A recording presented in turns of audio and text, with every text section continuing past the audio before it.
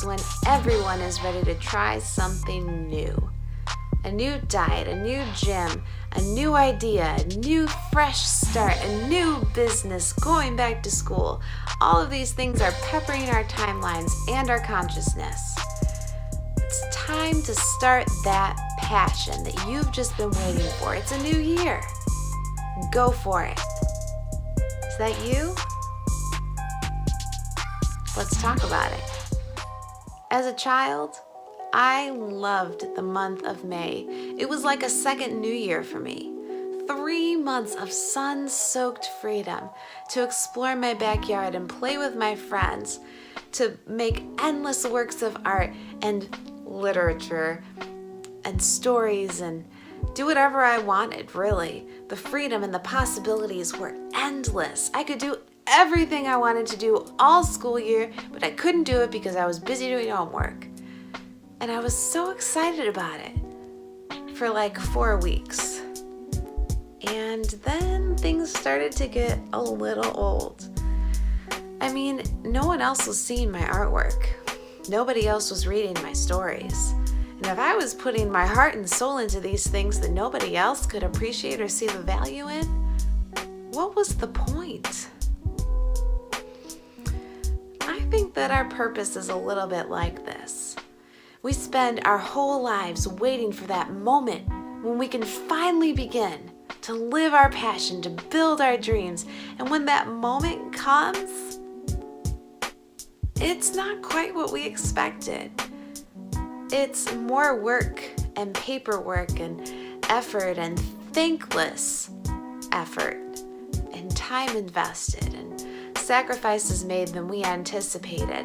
And what was supposed to be a passion-filled walk in the park becomes more like a daily grind climbing up Mount Everest, where that passion is more of a faint memory. And then the doubts come. This couldn't possibly be our passion. This couldn't possibly be our purpose. It's not supposed to be this hard. It's not supposed to be this lonely. Maybe you're not really meant to do this. Maybe you're not really good at this. There's no need for what you're doing. There's no market. There's no interest. And then on a day or week or month that's particularly challenging, you start to believe those doubts. You tried. There's something to be said for that, but now it's time to go back to reality. This happens all too often in something that I like to call a cycle of dreams, where we start and we hit a speed bump and then we turn around. People never press past the challenge to get to the goal. They expect that if they're living in their purpose, there's an immediate payout for what they're doing. Even in a successful business, you could talk to the owner. It takes at least a year to 3 years to 5 years, if the market is particularly cold, to turn a profit. Ministry? Churches don't grow overnight. School? You can't get a degree in 6 weeks. Things that matter, things that are attached to your purpose, take time. Check out Mark 14. This passage was the ultimate reality check for Jesus. This is where his gospel hit the road. His followers were either insane or they were right. We're looking at verse 26, where they're at the Mount of Olives. This is right before Jesus gets taken by the centurions.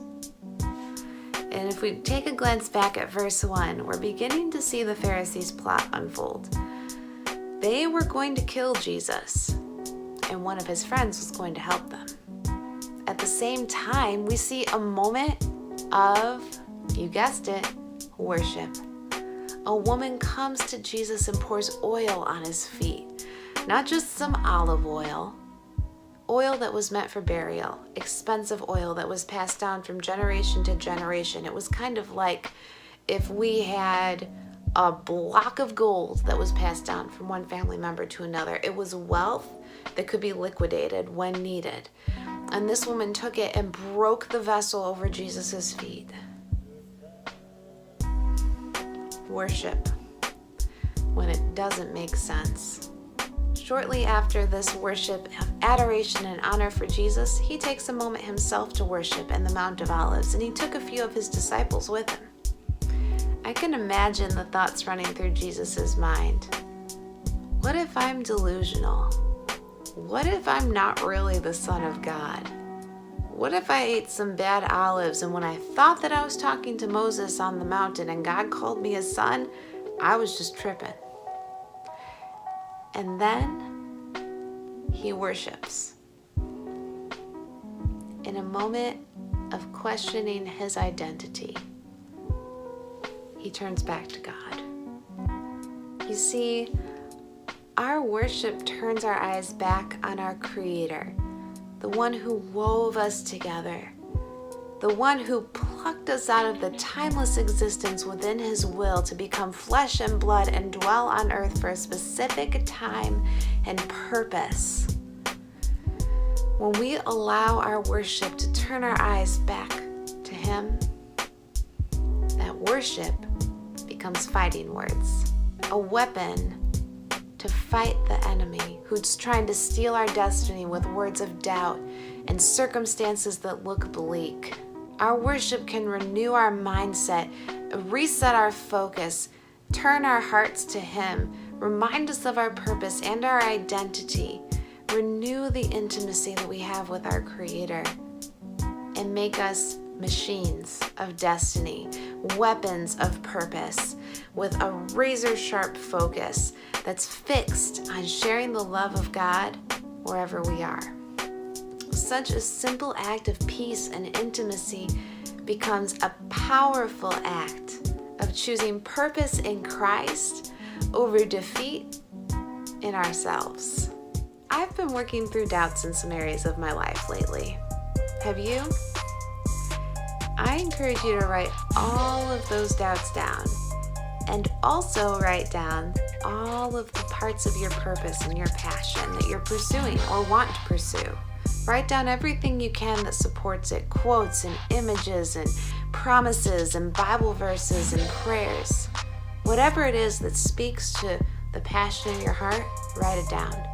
Put it somewhere you'll see it, and hang on to it, because we're going to talk more about that next week. But for now, I want you to remind yourself of who you are and what that passion is, what you were put on earth to do in this season of your life. Whatever your dream is, write it down. And until next time, don't let the doubts steal your purpose. Have a beautiful week.